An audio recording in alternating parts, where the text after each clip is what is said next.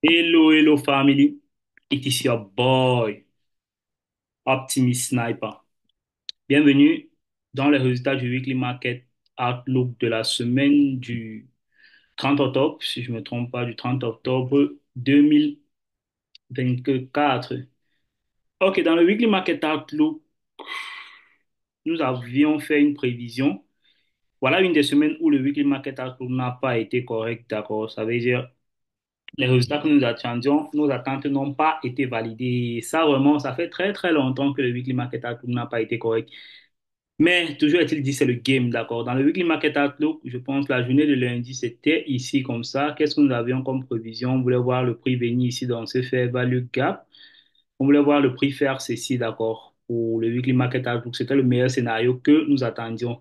Mais clairement, comme vous pouvez le constater, le prix n'a que fait descendre, n'a- il est descendu toute cette semaine, ce qui est déjà très improbable sur la paire euro-USD. Vous pouvez aller faire vos backtests. C'est une paire qui avance rarement comme ça, d'accord?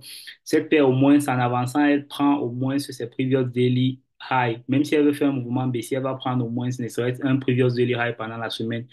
Mais carrément, cette semaine, c'était une semaine qui n'a pas l'habitude de se passer comme d'habitude, mais c'est pas grave, c'est la semaine où on prend nos graphes, on prend nos journaux de trading, on essaye de noter ça pour que prochainement ça ne nous surprenne plus, d'accord?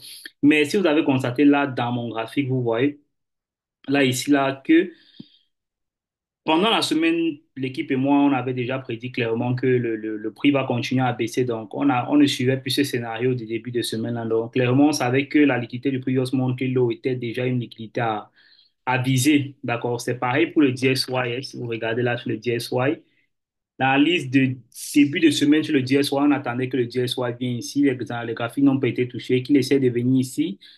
Comme ça, ils descendent pour la suite de la semaine et vous voyez clairement, là, il n'a qu'à aligner des jours haussiers, d'accord. Clairement, je tiens à vous rappeler que nous sommes en début de mois et que le prix est en train d'aller chercher rapidement ce previous monthly high. Clairement, vous avez constaté ici, là, sur le DSY, nous étions en consolidation. Donc, on vient carrément de sortir d'une consolidation.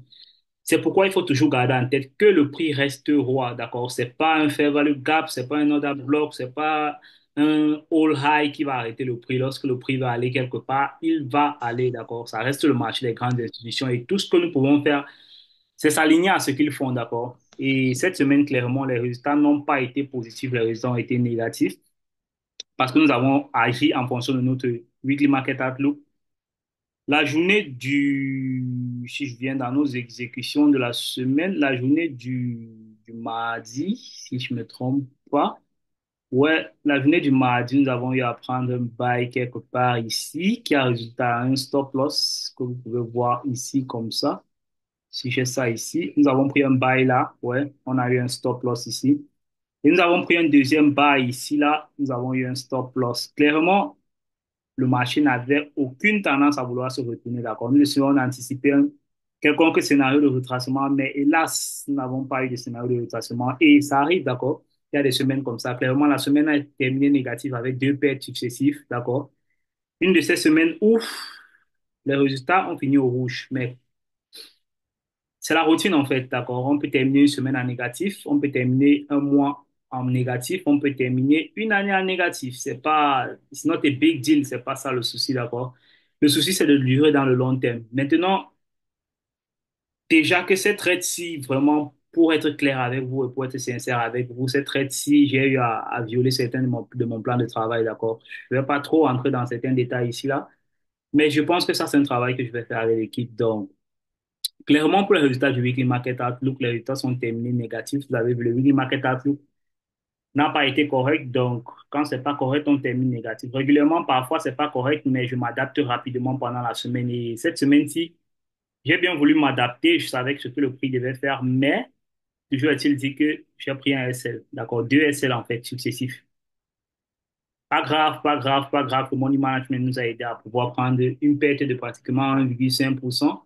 Donc, on termine la semaine en négatif. Je pense que c'est tout pour les résultats du Weekly Market Outlook.